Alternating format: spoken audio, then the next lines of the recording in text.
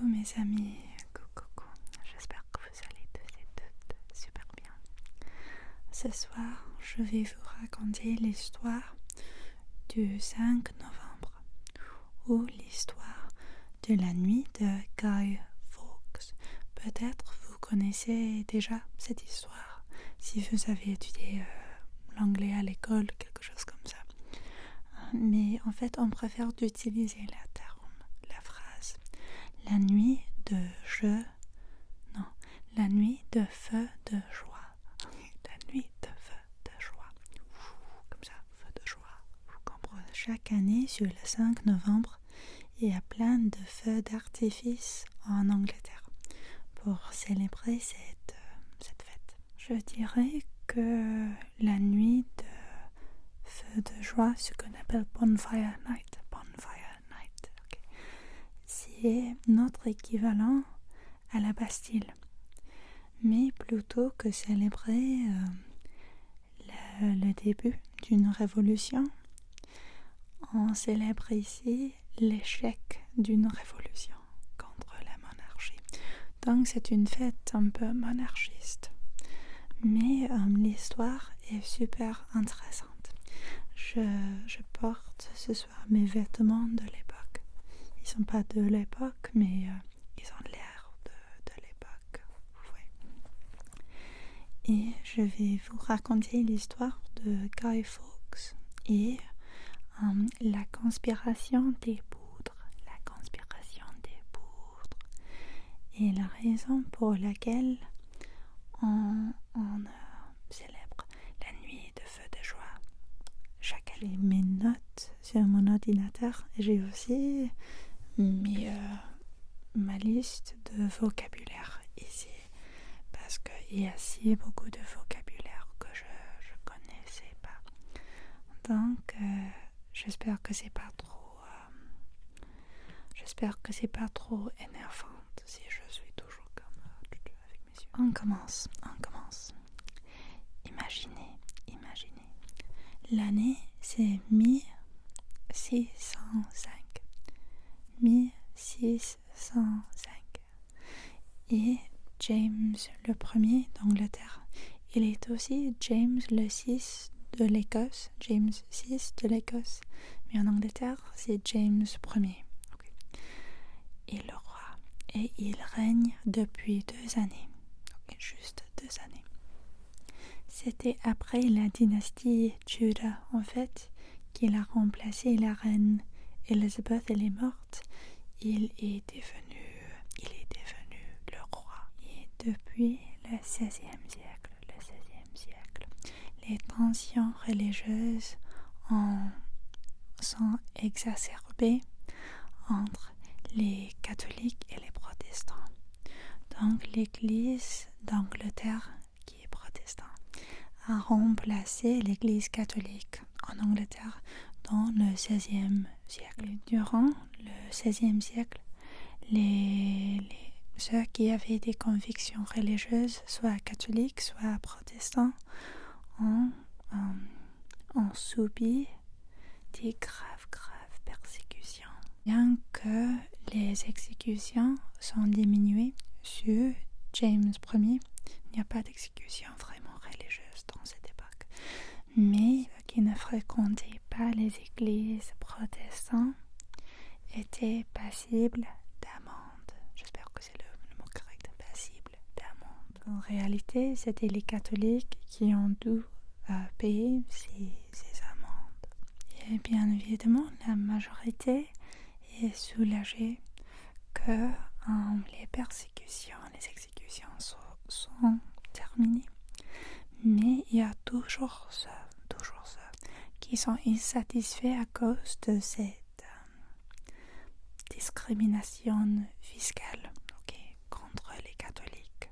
C'est sur le 20 mai 1604, en fait, qu'on trouve dans un petit pub à Londres un groupe d'hommes de classe moyenne. Certains sont des parlementaires, certains sont des soldats, mais tous sont les hommes de classe moyenne. Okay. il se réunit dans un pub.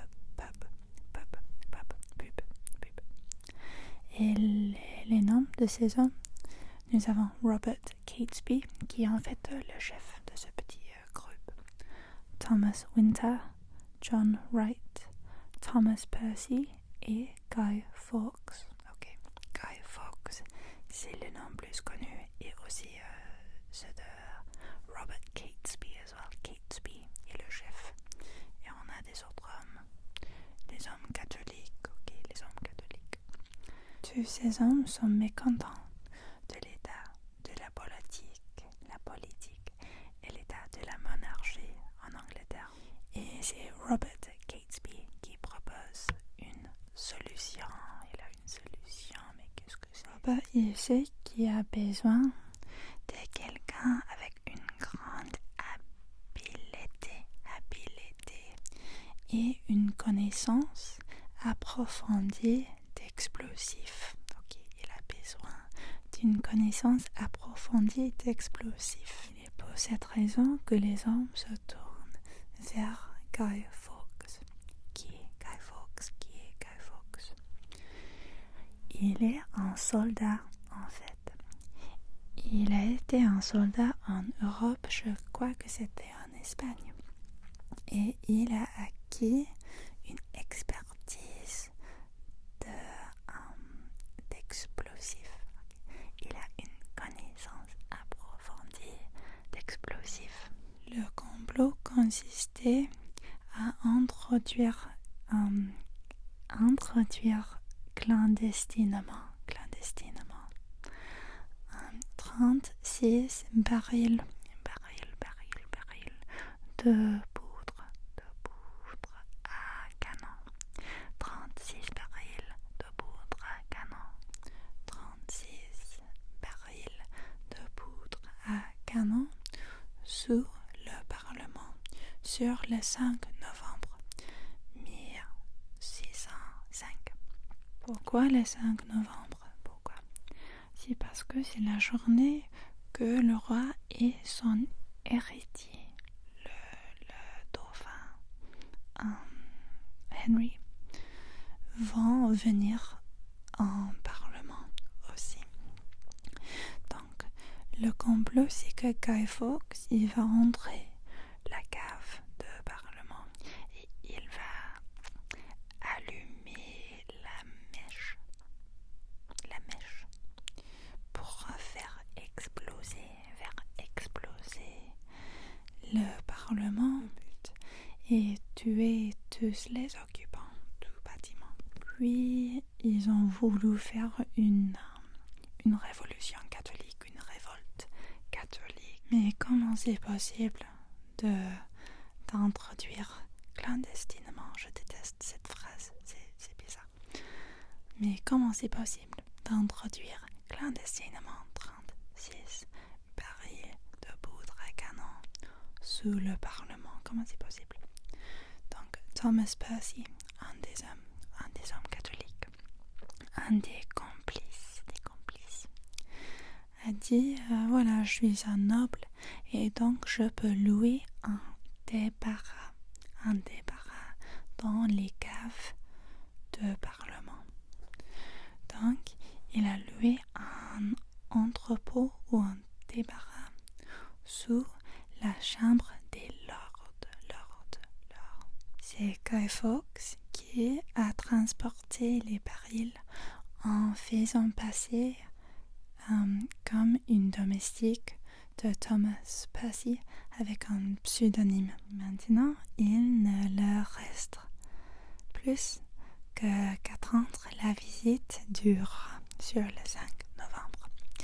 Mais il y a un problème. C'est le 30 octobre 1605, Lord Monteagle, qui est un député catholique, il reçoit une lettre, anonyme. Et la lettre lui déconseille de se rendre au Parlement le 5 novembre et lui ordonne aussi de brûler la lettre. Après, il la loue. Malheureusement pour les complices, Lord Monteagle, il a refusé et il a transmis la lettre aux hommes au service du roi, aux autres parlementaires qui sont au service du roi. Un de ses domestiques, un domestique de Lord Monteagle, rapporta à Robert Catesby que le complot c'est fini, c'est échoué, mais Robert Catesby, il a insisté, non, on va le faire, on va continuer avec le complot. Et maintenant, c'est la nuit du 4 novembre. Et le roi, maintenant, il sait qu'il y a une petite conspiration. Donc, il a ordonné une fouille, je veux dire, ou une perquisition de parlement, de tous les bâtiments de parlement. Et les soldats du roi ont fait une fouille de parlement la nuit du 4 novembre. Et ils ont trouvé Guy Fawkes dans la cave avec une quantité énorme de bois de chauffage. Et ces soldats constatent que le débarras a été loué par Thomas Percy. Et donc, ils ont déjà des soupçons. Et c'est peu après minuit, le 5 novembre, qu'ils ont trouvé Guy Fawkes dans une deuxième fouille, dans une deuxième perquisition. Ils ont trouvé Guy Fawkes dans le débarras avec 36 barils de poudre de canon, avec des mèches pour les allumer aussi. Guy Fawkes, il est immédiatement arrêté. Et il y a un mandat aussi pour trouver Thomas Percy, l'homme qui a loué le débarras. Guy Fawkes, maintenant, il est emmené à la Tour de Londres. C'est une grande bâtiment très effrayant. Il est emmené à la Tour de Londres pour être interrogé. C'était pas juste un questionnement, c'était une torture atroce, vraiment atroce. Donc, d'abord, il était enchaîné par ses, j'ai oublié le mot, désolé, par ses mains comme ça, mais il a gardé son silence. Et c'était après ça qu'ils ont décidé de lui mettre sur le chevalet. Je ne sais pas si vous êtes familier avec un chevalet, mais c'est une table pour... je ne veux pas donner une explication trop graphique, mais c'est une table où on allonge le corps d'un homme ou un prisonnier en lui... t'as compris, un chevalet de torture. Et finalement, Guy Fawkes a donné les noms, il a dénoncé les hommes qui ont fait partie de cette conspiration. On peut témoigner l'état de son corps après la torture, à cause de la signature. Avant et après la torture sont super différents. Et c'est facile de voir la condition de son corps après le chevalet. C'est effrayant. Et les autres hommes sont enfuis nord de Londres, mais ils ont été traqués après les dénonciations de Guy Fawkes. Ils ont été traqués et tirés, en fait. Donc c'était une mort assez simple pour les autres complices. Et c'était Robert Catesby et Thomas Percy qui étaient tirés. Les autres complices étaient inculpés, jugés et condamnés pour le trahison. Pour le trahison. Inculpés, jugés, condamnés pour la trahison contre le roi et le parlement. Guy Fawkes et les autres complices vivantes ont subi l'exécution la plus brutale qui soit. Et c'est quel est le mot ce qu'on appelle en anglais hanged, drawn and quartered. En français, j'ai trouvé ce type d'exécution aussi, mais j'ai trop de notes ici. Ok, c'est la pendue, traînée et écarrée. Pendue comme la pendaison, traînée et écarrée. C'est comme ça qu'on l'appelle en français. Si vous connaissez pas ce que c'est, ce type d'exécution, c'est assez dégoûtante. Donc j'ai écrit une petite phrase. Cela impliquait d'être traîné par un cheval au galop à travers les rues de Londres jusqu'au lieu de l'exécution. Et là, les condamnés étaient pendus jusqu'à ce que mort s'ensuive. Ils étaient ensuite émasculés, éviscérés, décapités et écartelés. Écarrés. Heureusement pour Guy Fawkes, il était affaibli par le chevalet et la torture précédente, qu'il est mort au moment de la pendaison. Il est mort au moment de la pendaison. Normalement, je crois que c'est le cas pour Guy Fawkes aussi.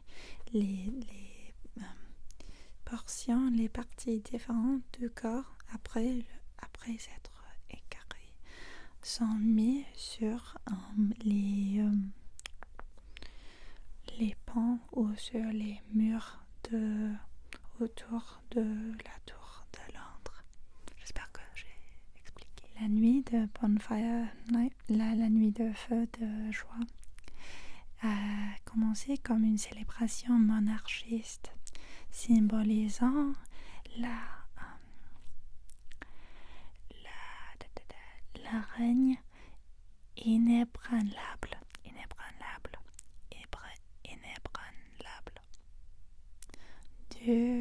de l'Église d'Angleterre, de l'Église protestante au lieu de l'Église catholique.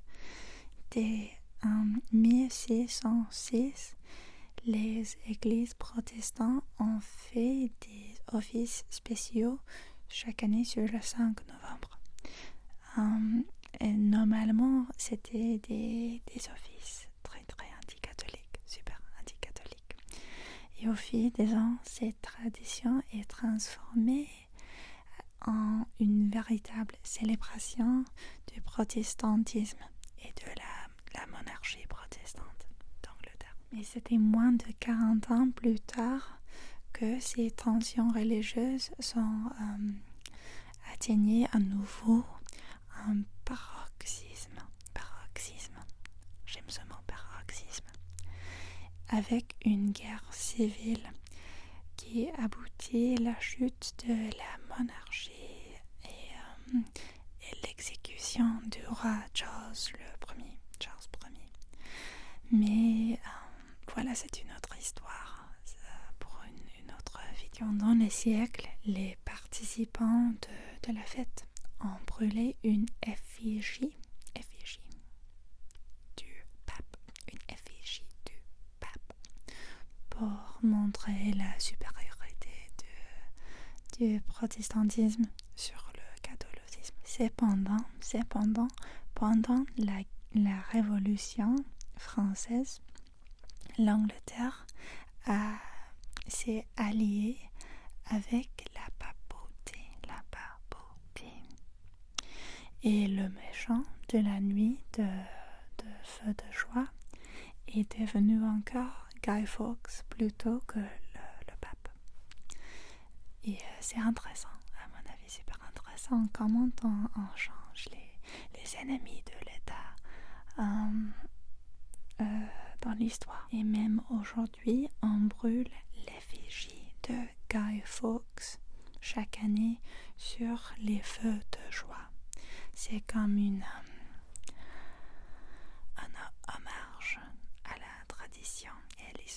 De nos jours, la nuit de Guy Fawkes Bonfire Night, c'est loin d'être une célébration monarchiste. Il ne reste pas trop de monarchistes en Angleterre de nos jours. Mais en réalité, c'est une bonne excuse de faire la fête, de regarder les feux d'artifice et rester bien chaud près du feu de joie. J'espère vraiment que vous avez aimé cette vidéo et que c'était une histoire intéressante. Pour moi, c'est super intéressante. Mais peut-être j'ai pas trop bien expliqué. On verra si j'ai plein de questions dans les commentaires. Merci et bonne Fire